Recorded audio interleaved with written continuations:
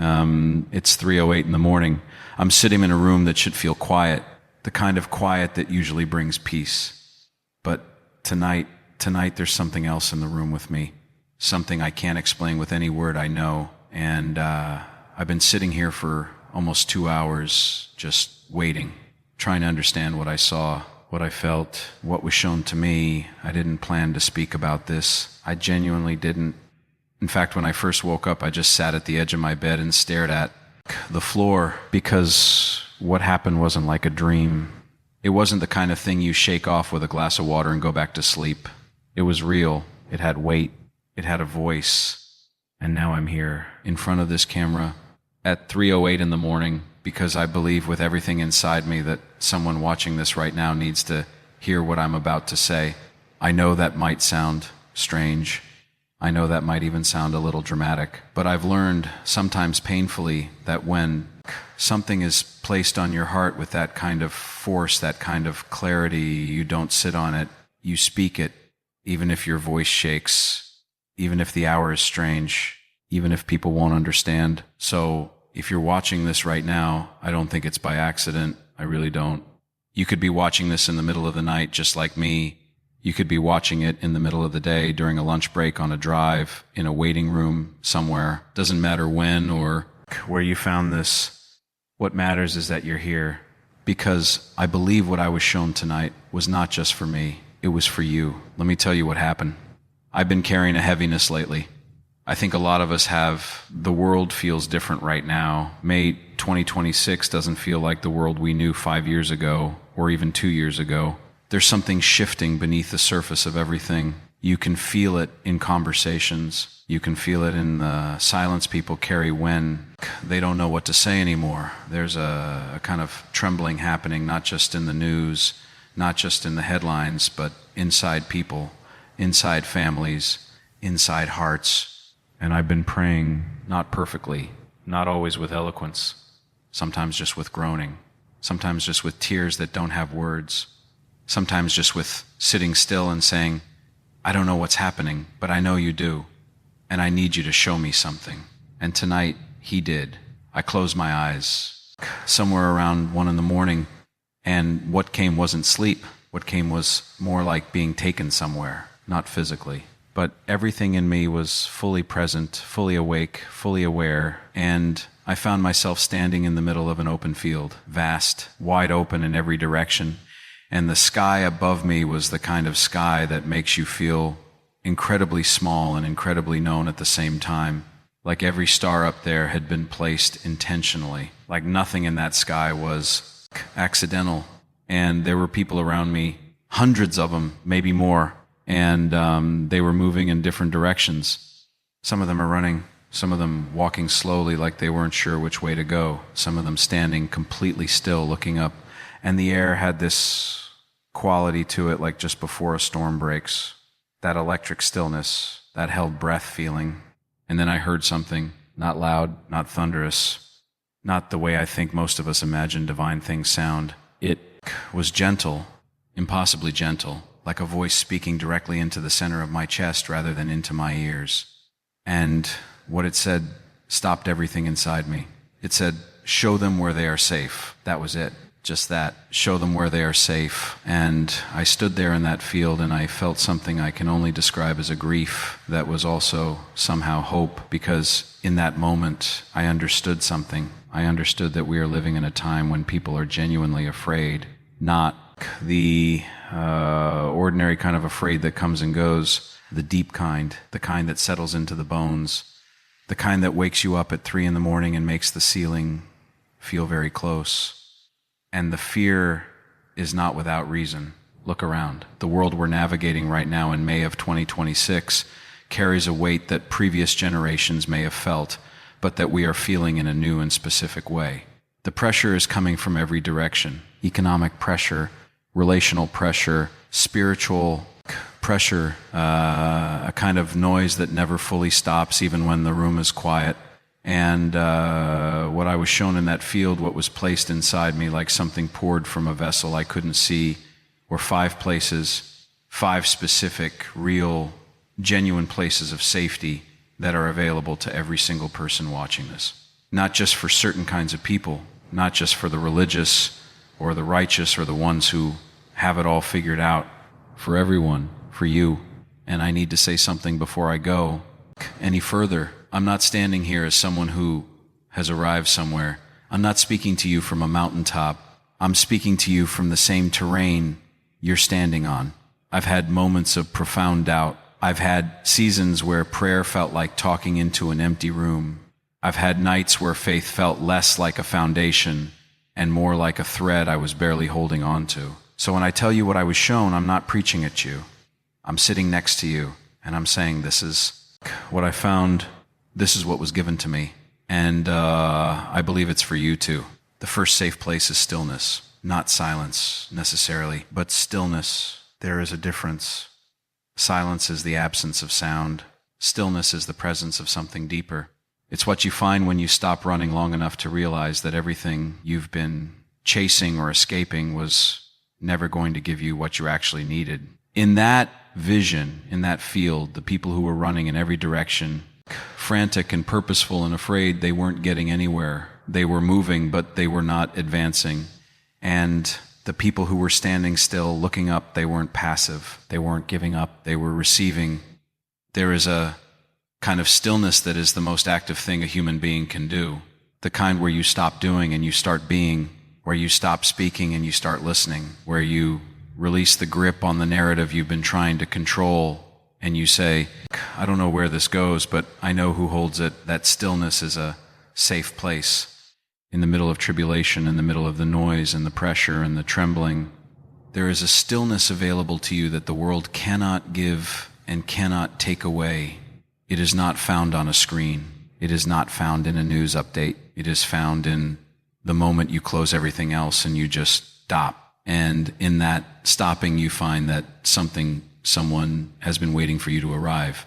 The second safe place is truth. And I have to be careful here because the word truth gets thrown around so casually now that it's almost lost its edges. But I mean something very specific. I mean the kind of truth that has been tested, the kind that is held up under the weight of real human suffering, the kind that was spoken not by someone comfortable, not by someone with a platform and an agenda, but by someone who had every reason to be silent and chose to speak anyway. We are living in a moment when truth is contested constantly, when every day brings a new narrative, a new revision, a new inversion of what was said just the day before, and people are exhausted, genuinely exhausted, not because they don't care about truth, but because they've been lied to so many times from so many directions by people and systems they trusted that they no longer know where to stand. And that disorientation, that groundlessness is one of the most dangerous things happening to human souls right now,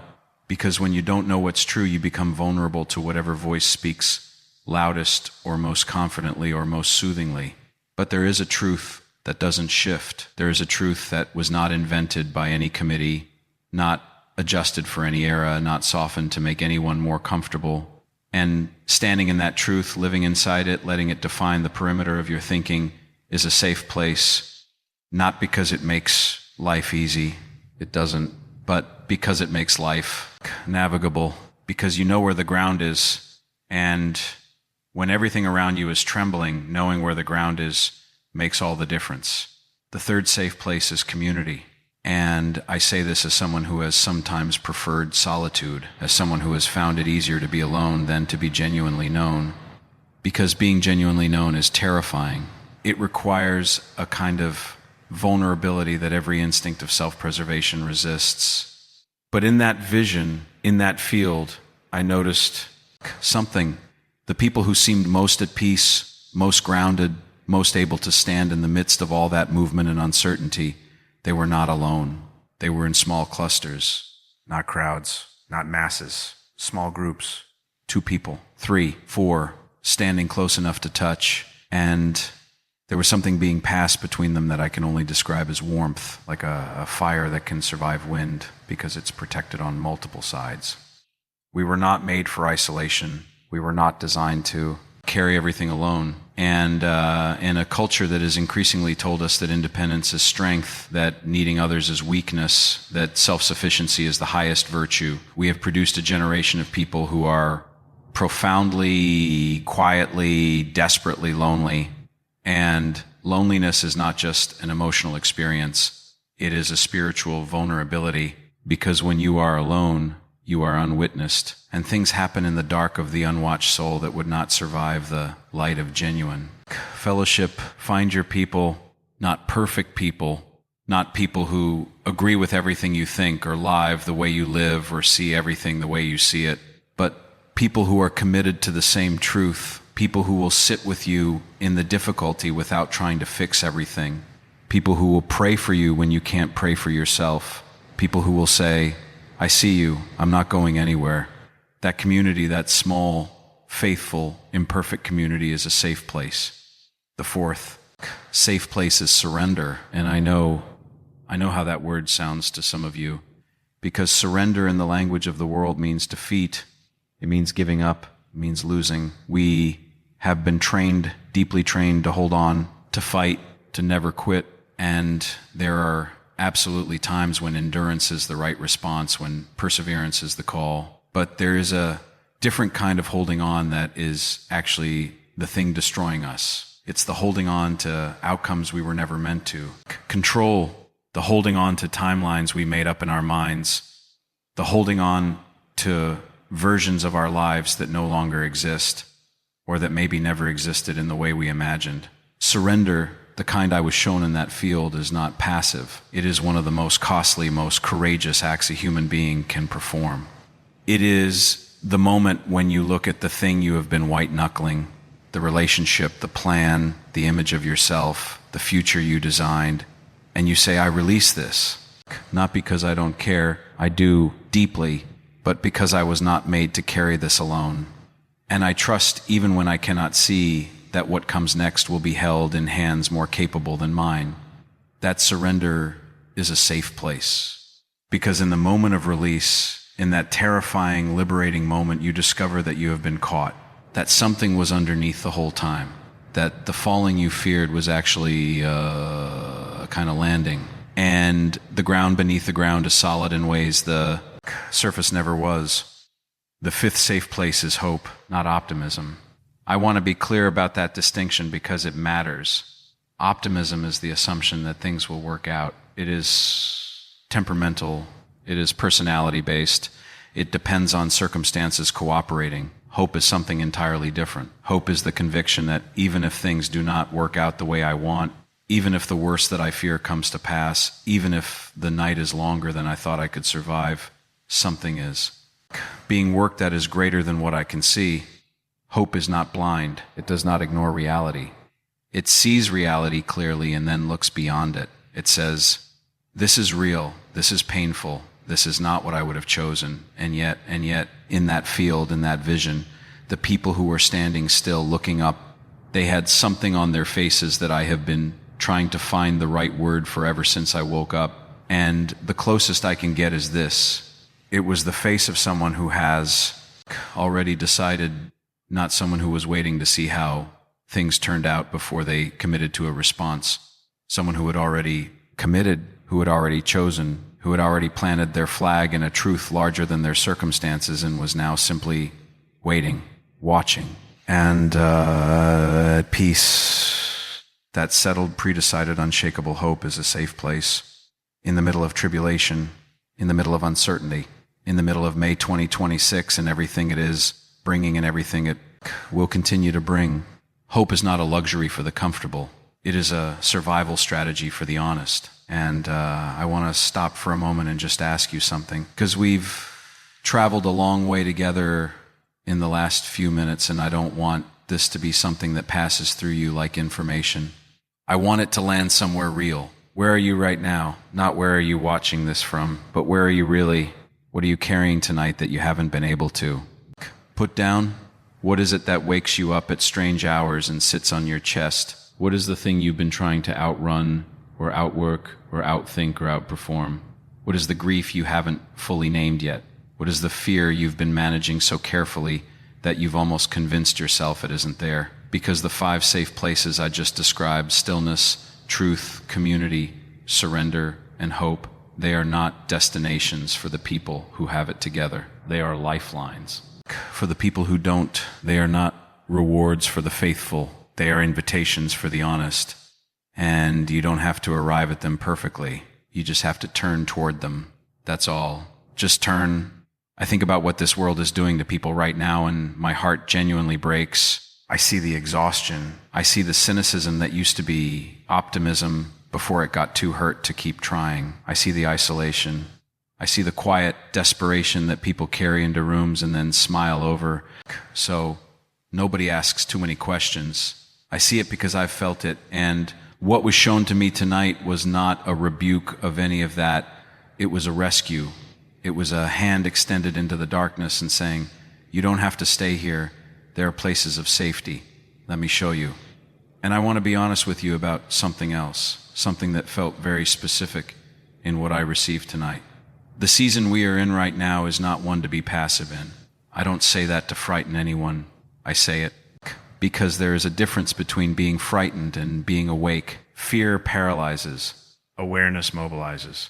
And what I felt in that field was an urgency to be awake, not anxious, not panicked, not doom scrolling through the end of the world, but awake, intentional, rooted, prepared not with stockpiles and strategies alone, but with the kind of internal preparation that decides in advance who you are and what you believe and where your loyalty lies before the pressure comes to renegotiate it. Because pressure will come in some form or another. For each of us, pressure will come. And who we are in that moment will be largely determined by who we decided to be before it arrived. The people in that field who were at peace were not people who had avoided the storm. They were people who had made a decision before the storm.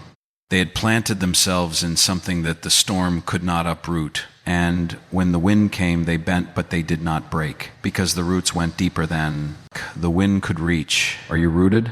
I'm asking myself the same question. I promise you that. Are you rooted in something that can hold?